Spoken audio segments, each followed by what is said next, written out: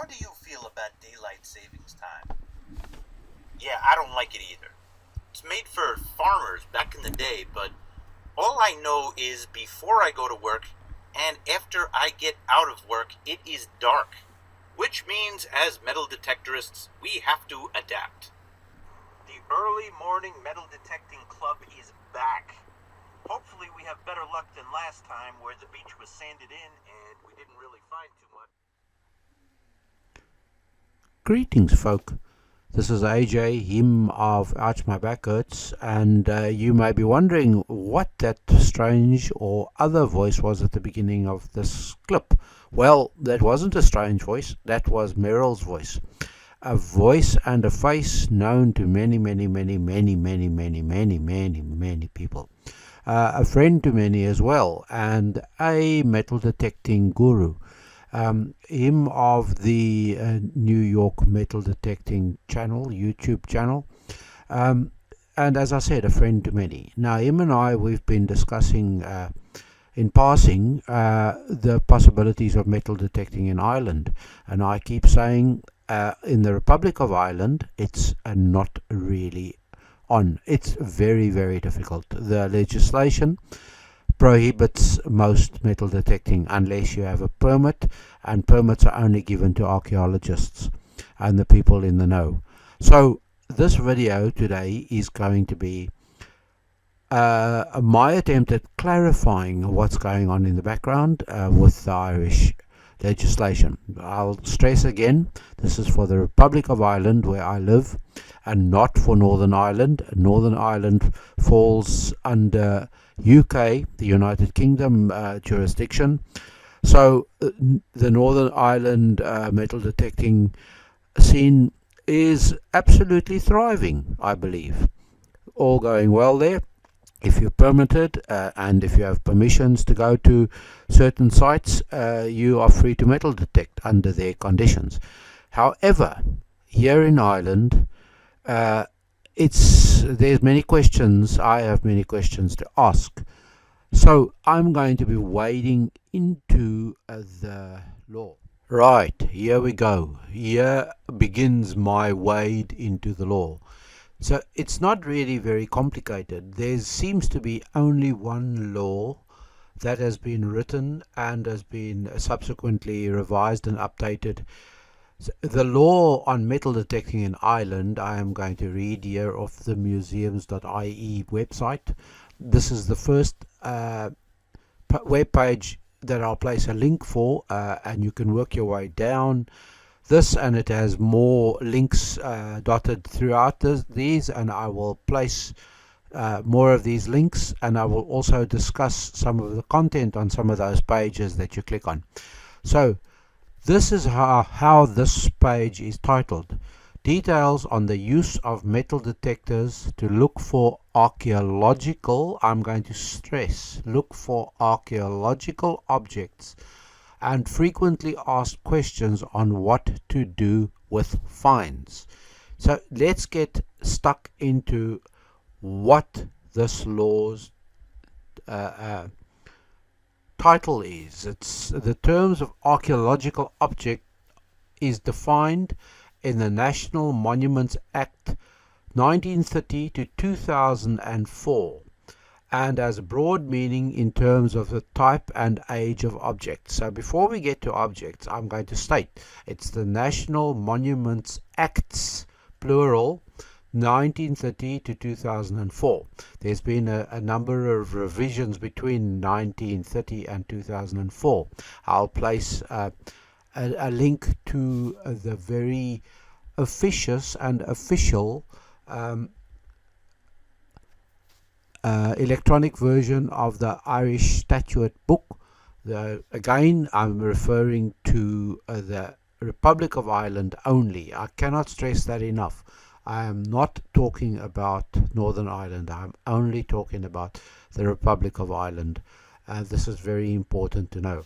So my immediate interpretation after reading a lot of this information is that this is in regards or with regards to archaeological finds. The law has been written that way, but the law has also been written to slant the meaning of digging.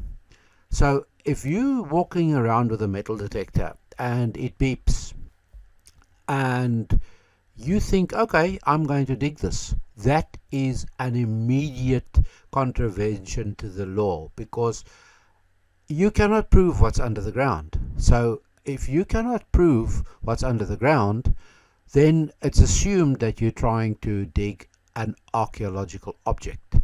Therein lies the key to this law.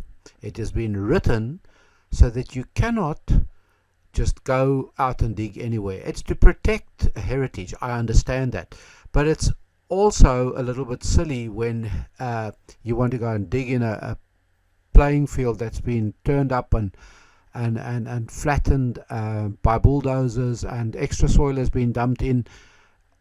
What are the chances of finding an archaeological object there amongst recent spills? That's one of my biggest questions. What are the chances of disturbing an archaeological object unwittingly in an area that is already abundance of disturbed soil? Right. Okay, so to dig or not to dig. Let's go back to some of the definitions and from the frequently asked questions that are found in this documentation. So I'm going to start here with, what is the law on metal detecting? To prevent damage to our archaeological heritage by the unauthorized use of metal detectors, the National Monuments Act, I'm just going to refer to it as that, it states the following: unless you have formally applied for and received a detection consent from the Minister of Culture under the National Monuments Act, it is against the law to be in possession of a metal detection device in or at the site of a monument subject to a preservation order. So I'm getting tongue twisted by reading all of this. I'm going to leave the links for you. You can read it and interpret the information yourself. The second bullet point here: to use a detection device for the purpose of searching for archaeological objects anywhere within the state or its territorial seas. The penalty for such an offence in relation to the above is a fine of up to €63,486 and or up to 3 months imprisonment. Anyone using a metal detector in contravention with the above restrictions and who, following detection of an object, digs to retrieve an archaeological object without an excavation license may be guilty of an additional offence under the terms of the National Monuments Act. Okay, so to dig or not to dig. Let's go back to some of the I think we must just have a quick look at the definition according to the National Monuments Acts, plural, of what they class to be an archaeological object. Once again, this is pretty broadly written, so I think there's a reason why they do that, but it's not from my thinking here. You can interpret it the way you see it. So the term archaeological object is defined as a broad meaning in terms of the type and age of objects. Commonplace objects of relatively recent date, such as coin and militaria, including 20th century material, may fall within the category of an archaeological object. Such objects may come within the terms of the definition regardless of their date and degree of antiquity. It may not be apparent until the object has been dug up that it is an archaeological object. In that event, the damage will already have been done, and an offence is likely to have been committed. That, friends, is where I believe the crux of the matter lies.